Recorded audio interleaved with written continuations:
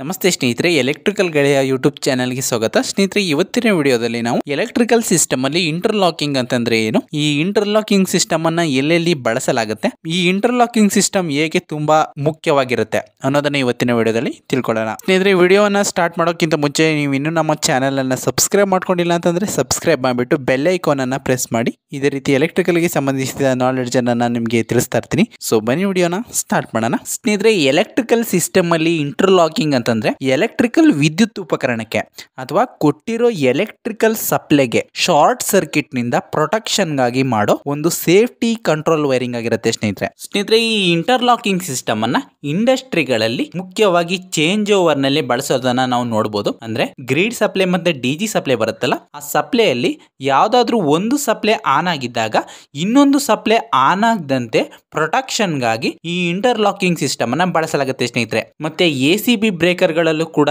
ಈ interlocking system ಅನ್ನ ಬಳಸಲಾಗುತ್ತೆ. ಮತ್ತೆ ಕಾಂಟ್ಯಾಕ್ಟರ್ ಗಳಿಗೆ ಅಂತಂದ್ರೆ ಮೋಟಾರ್ ನ ಸ್ಟಾರ್ಟರ್ ಗಳಲ್ಲೂ ಕೂಡ ಈ ಇಂಟರ್ಲಾಕಿಂಗ್ ಸಿಸ್ಟಮ್ ಅನ್ನ ಬಳಸಲಾಗುತ್ತೆ. ಸ್ನೇಹಿತರೆ, ಅದರಲ್ಲೂ ಮುಖ್ಯವಾಗಿ ಫಾರ್ವರ್ಡ್ ಮತ್ತೆ ರಿವರ್ಸ್ ಮೋಟಾರ್ ನ ಸ್ಟಾರ್ಟರ್ ಗಳಲ್ಲಿ ಈ ಇಂಟರ್ಲಾಕಿಂಗ್ ಸಿಸ್ಟಮ್ ಅನ್ನ ಬಳಸಲಾಗುತ್ತೆ. ಮತ್ತೆ ಸ್ಟಾರ್ ಡೆಲ್ಟಾ ಸ್ಟಾರ್ಟರ್ ಅಲ್ಲೂ ಕೂಡ ಬಳಸಲಾಗುತ್ತೆ. ಹಾಗಾದ್ರೆ ಈ ಇಂಟರ್ಲಾಕಿಂಗ್ ಸಿಸ್ಟಮ್ ಹೇಗೆ ಕೆಲಸ ಮಾಡುತ್ತೆ, ಇದರ ವೈರಿಂಗ್ ಹೇಗಿರುತ್ತೆ ಅಂತ ನಾವು ನೋಡೋದಾದ್ರೆ, ಸ್ನೇಹಿತರೆ ಉದಾಹರಣೆಗೆ ಇಲ್ಲೊಂದು ಮೋಟರ್ ಇದೆ. ಸ್ನೇಹಿತರೆ, ಈ ಮೋಟರ್ ಅನ್ನ ನಾನು ಎರಡು ರೀತಿ ರನ್ ಮಾಡಬಹುದಾಗಿರುತ್ತೆ.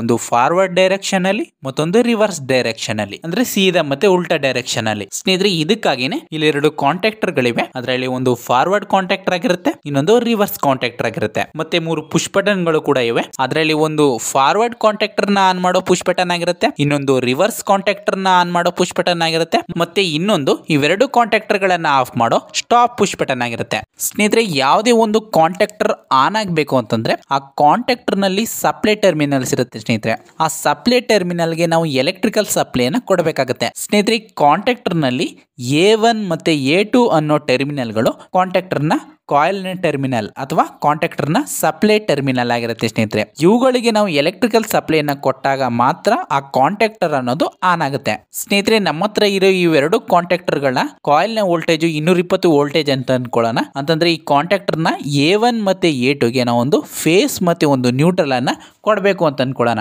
ಸ್ನೇಹಿತರೆ, ಮೊದಲನೇದಾಗಿ ನಾನು ಇವೆರಡು ಕಾಂಟ್ಯಾಕ್ಟರ್ ಗಳ A2 ಟರ್ಮಿನಲ್ ಗಳಿಗೆ ನಾನು ನ್ಯೂಟ್ರಲ್ ಸಪ್ಲೈಯನ್ನ ಡೈರೆಕ್ಟ್ ಆಗಿ ಕೊಟ್ಬಿಡ್ತೀನಿ. ಸ್ನೇಹಿತರೆ, ಈ ಫೇಸ್ ಸಪ್ಲೈ ಇರುತ್ತಲ್ಲ, ಈ ಫೇಸ್ ಸಪ್ಲೈಯನ್ನ ನಾನು ಈ ಪುಷ್ ಬಟನ್ ಗಳಿದಾವಲ್ಲ, ಈ ಪುಷ್ ಬಟನ್ ಗಳ ಮೂಲಕ ಈ ಕಾಂಟ್ಯಾಕ್ಟರ್ ಗೆ ಕೊಡ್ತೀನಿ. ಸ್ನೇಹಿತರೆ, ಮೊದಲನೇದಾಗಿ ಫೇಸ್ ಸಪ್ಲೈ ಬರುತ್ತಲ್ಲ, ಆ ಫೇಸ್ ಸಪ್ಲೈ ನಮ್ಮ ಈ ಸ್ಟಾಪ್ ಪುಷ್ ಬಟನ್ ಇದೆಯಲ್ಲ, ಈ ಸ್ಟಾಪ್ ಪುಷ್ ಬಟನ್ ನ ಒಂದು ಟರ್ಮಿನಲ್ ಗೆ ಕನೆಕ್ಟ್ ಆಗುತ್ತೆ.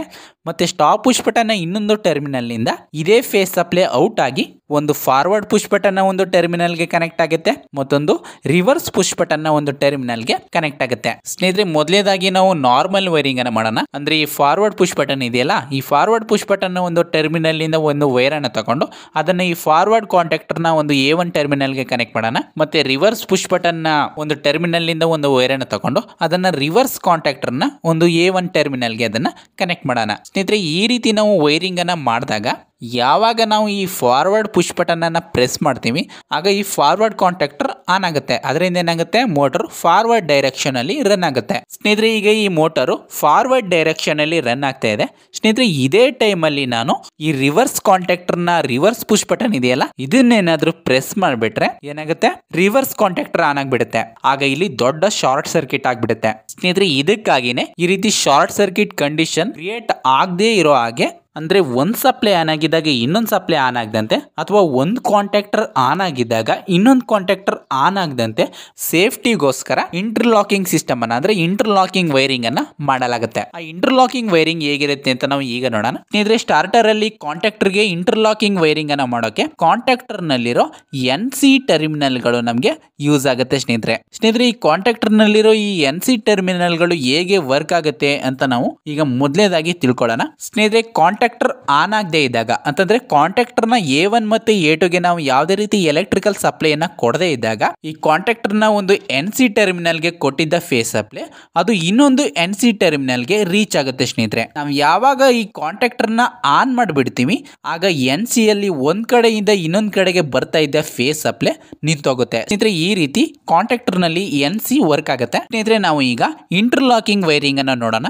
ಸ್ನೇಹಿತರೆ ನಾವು ಈಗಾಗಲೇ ಈ ನಾರ್ಮಲ್ ವೈರಿಂಗ್ ಅಲ್ಲಿ ನಾವು ಏನ್ ಮಾಡಿದೀವಿ, ಈ ಫಾರ್ವರ್ಡ್ ಪುಷ್ ಬಟನ್ ನ ಔಟ್ ಗೋಯಿಂಗ್ ಇಂದ ಈ ಫಾರ್ವರ್ಡ್ ಕಾಂಟ್ಯಾಕ್ಟರ್ ನ A1 ಗೆ ಮತ್ತೆ ರಿವರ್ಸ್ ಪುಷ್ ಬಟನ್ ನ ಔಟ್ ಗೋಯಿಂಗ್ ಇಂದ ರಿವರ್ಸ್ ಕಾಂಟ್ಯಾಕ್ಟರ್ ನ A1 ಗೆ ಡೈರೆಕ್ಟ್ ಆಗಿ ಕನೆಕ್ಟ್ ಮಾಡಿದೀವಲ್ವಾ ಸ್ನೇಹಿತರೆ. ನಾವು ಇಲ್ಲಿ ಈ ರೀತಿ ಡೈರೆಕ್ಟ್ ಆಗಿ ಕನೆಕ್ಷನ್ ಅನ್ನ ಮಾಡಿದೀವಲ್ಲ, ಈ ರೀತಿ ನಾವು ಕನೆಕ್ಷನ್ ಅನ್ನ ಮಾಡಬಾರ್ದು. ಈಗ ಏನ್ ಮಾಡಬೇಕು ಅಂತಂದ್ರೆ, ನಮ್ಮ ಈ ಫಾರ್ವರ್ಡ್ ಪುಷ್ ಬಟನ್ ಇದೆಯಲ್ಲ, ಈ ಫಾರ್ವರ್ಡ್ ಪುಷ್ ಬಟನ್ ನ ಔಟ್ ಗೋಯಿಂಗ್ ಇಂದ ಒಂದು ವೈರ್ ಅನ್ನ ತಗೋಬೇಕು.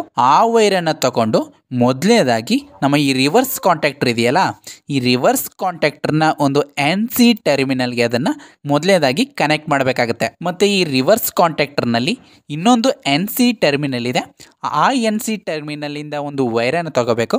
ಆ ವೈರ್ ಅನ್ನು ತಗೊಂಡು ನಮ್ಮ ಈ ಫಾರ್ವರ್ಡ್ ಕಾಂಟ್ಯಾಕ್ಟರ್ ಇದೆಯಲ್ಲ, ಈ ಫಾರ್ವರ್ಡ್ ಕಾಂಟ್ಯಾಕ್ಟರ್ನ A1 ಟರ್ಮಿನಲ್ಗೆ ಅದನ್ನ ಕನೆಕ್ಟ್ ಮಾಡಬೇಕಾಗುತ್ತೆ. ಸ್ನೇಹಿತರೆ ಇದೇ ರೀತಿ ನಮ್ಮ ಈ ರಿವರ್ಸ್ ಪುಷ್ ಬಟನ್ ಇದೆಯಲ್ಲ, ನಮ್ಮ ಈ ರಿವರ್ಸ್ ಪುಷ್ ಬಟನ್ ನ ಔಟ್ ಗೋಯಿಂಗ್ ಇಂದ ಒಂದು ವೈರ್ ಅನ್ನು ತಗೋಬೇಕು.